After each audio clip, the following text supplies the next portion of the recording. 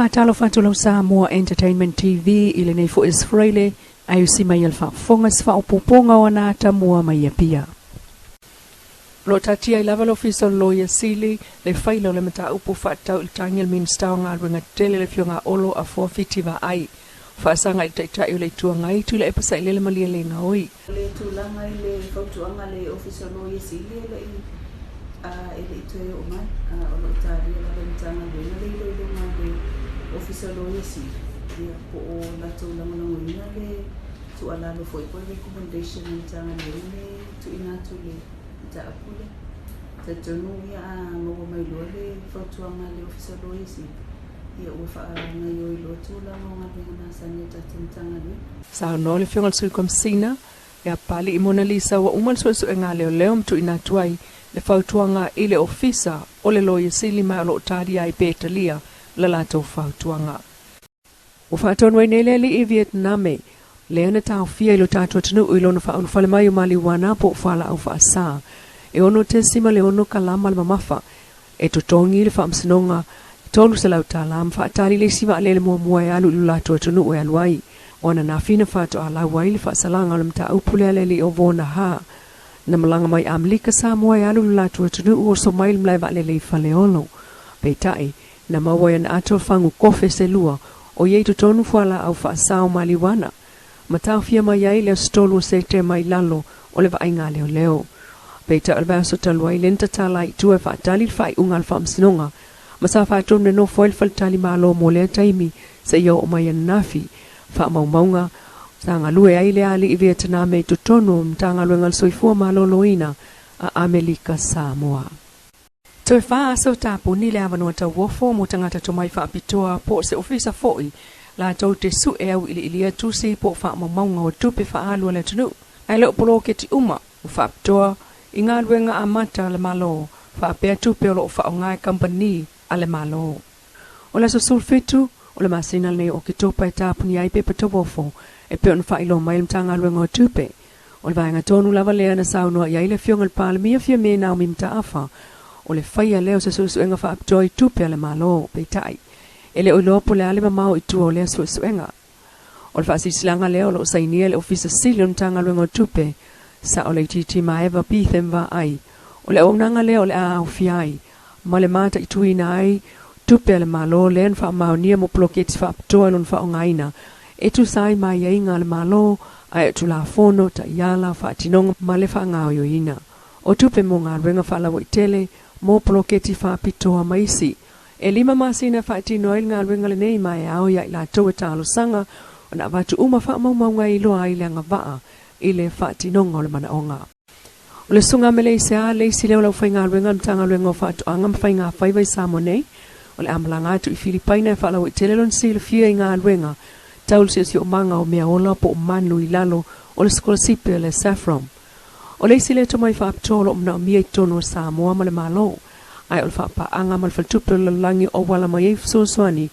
ua fa tupe ai nei le saffron po le Samoa Agriculture and Fisheries Productivity and Marketing Project ia fa maru si ai le fo i pitol mtanga rengo fa to anga mfainga faiva e ono tausanga ol porklame fa fo ma io mea ola mawaila auli investeo Los Panos po le UPLB i Filipina mai laval felo inga malmtanga luenga leo le son nafiu fa mania mail su kom sina mtanga luenga le sunga pali i Mona Lisa keti le sa ilia pe leo le pangota ya paki chong ni o lo tang fai fo le mtanga luenga le sa i le sunga ya paki chong ni e pe fo yona o le tele a famtanga ngai tu ina mai e tu ina mai do le office su o tang fai le la le fai ai teni e se fantana no tu va bene va molto mai po se va no sanno nei sa no ye fam talanga na watu fa pe o maliu pe tai na toe maona muli ane foi e pe ona li puti atu o sa ye fo vai ta le to si le fia no ye te o se mo va pe o maliu e le o tu o fo in tanga bene na possibility Castillo o la ai no tentang le SKP so ne se va mana o verify le woman no na try le sto na ka pe a teni no mai no tanga wina ia olo wanted te alo fa wa pe ia sa ilinga wala malama fa ai waita wala mangole fono ale ato o Samoa leo lo tali malo ai tatu fainga malo ilo na taun unga le umane ai le vanga mo i tutuila ya yulai ma fa uma mai mata upui Samoa nei pe tai saunga le fionga le kovana silio America Samoa le fionga le manu pale poesia lenga maunga o lo mawalunga ile na fa aftai le malo Samoa ma le fa alo mawalunga o la tu mori mawina mai lava le aso na taunu umayai ma fa nga solo ai por kalame lua aso le fa mai moe io le malo Samoa malo fa aftai tali malo i lau fa alo fa tamari ilea na tuina mai ai o te asiasi ba o asia le mamalu o malo o le upumoni o le ngangana le au auna a o ai ea Amerika Samoa o la pe ai le fuafuanga i lau fionga palemia ma lau fa alo maulunga silafia ele titi Amerika Samoa i va o fainga malo le atanu au le nei lau fa alo maulunga lea se fa alo tu maulunga wa o lea o le tūlanga tā pena sauni o le malo tu totasi. O le ata fo i lea o le malo Samoa i lona so i fuanga. Malo tautua, malo sa ili lumanai, whaftai tele le whaaloalo. Mawai fo i lea wanoa, whaleo ai le anganga o le whaftai, au le whaaloalo, maualunga i ainga, wo mamasaninga,